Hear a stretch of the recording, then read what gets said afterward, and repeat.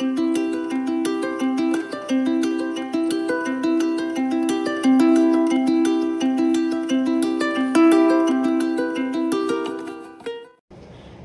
मंडळी, कसे आहात तुम्ही सगळे? अर्थातच छानच असणार। आजची रेसिपी आहे काळं मटण। आज आपण गावरान पद्धतीचं काळं मटण कसं बनवायचं ते पाहणार आहोत। चला तर मग झटपट या रेसिपीला आपण सुरुवात करूया। इथे मी अर्धा किलो मटण घेतलं आहे। मटण हे मी पाण्याने स्वच्छ असं धुवून घेतलंय। आता आधी आपण मटणामध्ये अर्धा लिंबाचा रस घालूया। जेमतेम 1 चमचाभर लिंबाचा रस आहे। त्यात आता यामध्ये आपल्याला 1 चमचा आलं लसूणची पेस्ट घालायची आहे। आता हे दोन्ही जिन्नस मटणाला व्यवस्थित लावून घ्यायचे, व्यवस्थित चोळून घ्यायचे आहे। लिंबाचा रस आणि आलं लसूणची पेस्ट ही मटणाला व्यवस्थित लावून घेतली। आता याला आपल्याला शिजवून घ्यायचं आहे। त्यासाठी ना आपल्याला कुकरमध्ये 3 चमचे तेल घ्यायचे। तेल हे आपल्याला हलकसं असं गरम होऊ द्यायचंय। तेल हे गरम झालं की यामध्ये आपल्याला लसूण घालायचे आहे। 6 ते 7 लसूण पाकळ्या ह्या मी ठेचून वापरल्या आहेत। त्यासोबत कढीपत्ता घालायचा आहे। आपल्याला या फोडणीमध्ये अशी थोडीशी कोथिंबीर घालायची आहे। आता हे थोडं परतून घ्यायचंय। फोडणीमध्ये ना कोथिंबीर घालणं हे ऑप्शनल आहे। मला फोडणीमध्ये कोथिंबीर घालायला आवडतं म्हणून मी इथे घालत आहे। आता यामध्ये आपण बारीक असा चिरून घेतलेला कांदा घालूया। तोही व्यवस्थित असा परतून घ्यायचा आहे। मध्यम आकाराचा कांदा मी इथे चिरून घेतला आहे। कांदा आपल्याला मऊ होईपर्यंत परतून घ्यायचा आहे। कांदा हा मी मस्त असा 1-2 मिनिटे परतून घेतला आहे। कांदा हा छान असा मऊ झाला आहे। यामध्ये आता आपल्याला हळद घालायची आहे। अर्धा चमचा हळद घालायची। थोडी अशी परतून घ्यायची कांद्यासोबत। हळद ही थोडी अशी परतून घेतली की यामध्ये आपल्याला मटण घालायचं आहे। जे आपण लिंबाचा रस आणि आलं लसूणची पेस्ट लावून ठेवलं होतं ते मटण हे आपल्याला यामध्ये घालायचं आहे। आता मटण हे आपल्याला थोडं असं परतून घ्यायचं आहे। आता आधी यामध्ये आपल्याला पाणी नाही घालायचं। सुरुवातीला मटण हे आपल्याला 5 मिनिटं असं झाकण ठेवून वाफेवर शिजवून घ्यायचंय। मटण हे छान असं परतून घेतलं की आता काय करायचंय, यावर आपल्याला ताट ठेवायचं आहे। ताट ठेवलं की यावर आपल्याला पाणी घालायचं आहे। याप्रमाणे थोडंसं पाणी घालायचं। आपल्याला मटण हे याप्रमाणेच 5 ते 7 मिनिटे वाफेवर शिजवून घ्यायचंय, जेणेकरून मटण हे स्वतःच पाण्यामध्ये छान असं शिजलं जाईल। झाकण ठेवून वाफेवर मटण हे मी शिजवून घेतलं आहे। आता आधी झाकण काढूया। ताटावरील पाणी हे फेकून नाही द्यायचं, ते आपल्याला वापरायचं आहे। पहा, मटणालाच पाणी न घालताच बऱ्यापैकी पाणी सुटलं आहे। ही प्रोसेस नक्की फॉलो करा, याने मटण खूपच चविष्ट बनतं। मटण हे सुरुवातीला पाणी न घालताच असं शिजवून घ्यायचं आणि मग तुम्हाला कितपत रस्सा हवंय तेवढं ताटामधील पाणी हे यामध्ये घालायचं आहे। आता या ताटातील पाणी हे आपण यामध्ये घालूयात। आता यामध्ये आपण ताटावरील पाणी घातलं की आपल्याला गरजेप्रमाणे पाणी घालायचं आहे। तुम्हाला जर हवं तर तुम्ही यामध्ये आणखी पाणी वापरू शकता, पण ते गरम करून वापरा। तुम्हाला कितपत रस्सा घट्ट किंवा पातळसर हवंय त्याप्रमाणे। मी इथे ताटावरील संपूर्ण पाणी वापरलं आहे। हे जेमतेम 1 ते 1.5 कप एवढं पाणी आहे। पाणी घातल्यानंतर मटण हे थोडं ढवळून घेतलं ना की आता आपल्याला कुकरचं झाकण हे लावून घ्यायचं आहे। कुकरचं झाकण लावून घेतलं की आपल्याला याच्या 4 शिट्ट्या काढून घ्यायच्या आहेत। कुकरच्या मी एकूण 4 शिट्ट्या ह्या काढून घेतल्या आहेत। आता आपण गॅस हा बंद करूयात आणि कुकर हा थंड करून घेऊयात। आपण कुकर हा थंड होतोय तोवर आपण त्यासाठी लागणारं वाटप हे तयार करून घेऊयात। वाटप करण्यासाठी मी इथे 3 हिरव्या मिरच्या घेतल्या आहेत। थोडी कोथिंबीर घेतली आहे। 10 ते 12 लसूण पाकळ्या, 2 इंच एवढं आलं चिरून घेतलंय। मी इथे अर्धी सुक्या खोबऱ्याची कवड घेतली आणि 3 मध्यम आकाराचे कांदे घेतले। सगळ्यात आधी कांदे आणि सुकं खोबरं हे आपल्याला भाजून घ्यायचं आहे वाटपासाठी। त्यासाठी गॅसवर मी अशी जाळी ठेवली आहे। आता गॅस हा ऑन करूयात। गॅस हा ऑन केला की त्यावर आपल्याला जे आपण सुकं खोबरं घेतलंय ते अख्खच्या अख्खं असं ठेवायचं आहे। सोबतच 3ही कांदे हे आपल्याला यामध्ये ठेवायचे, म्हणजे यावर ठेवायचे आहे।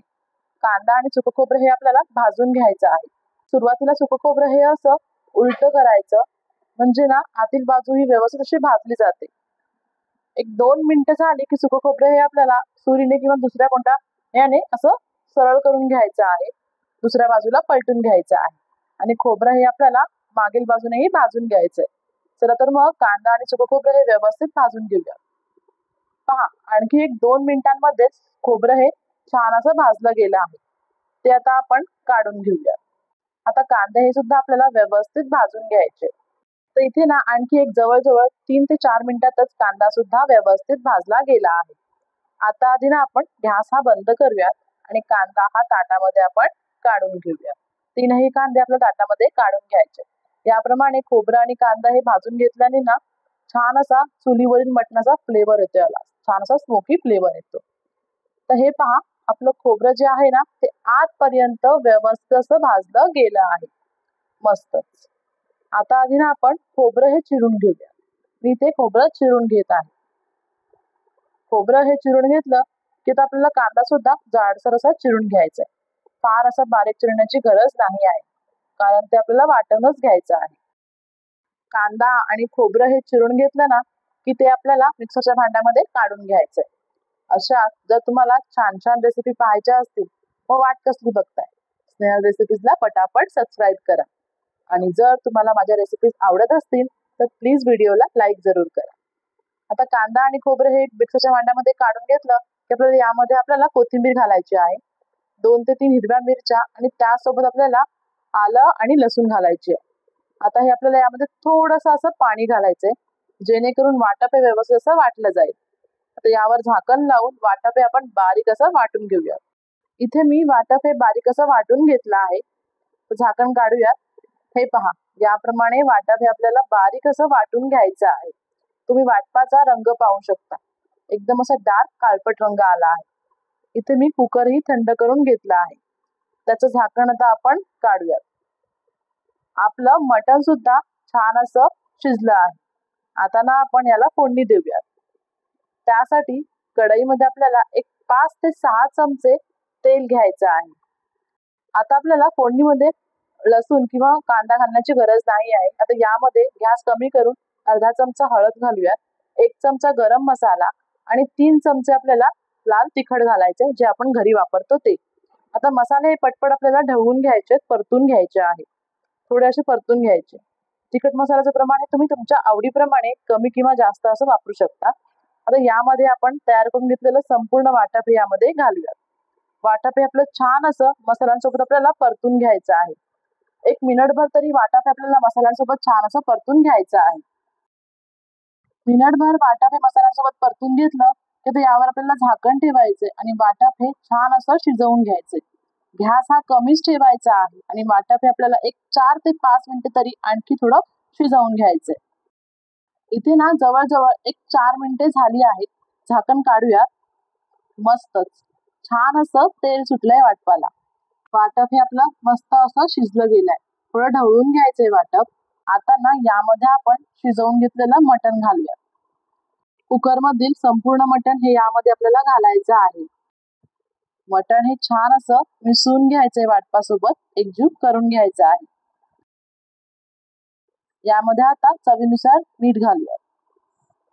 मीठ सुद्धा छान असं एकजीव करायचं आहे आपल्याला.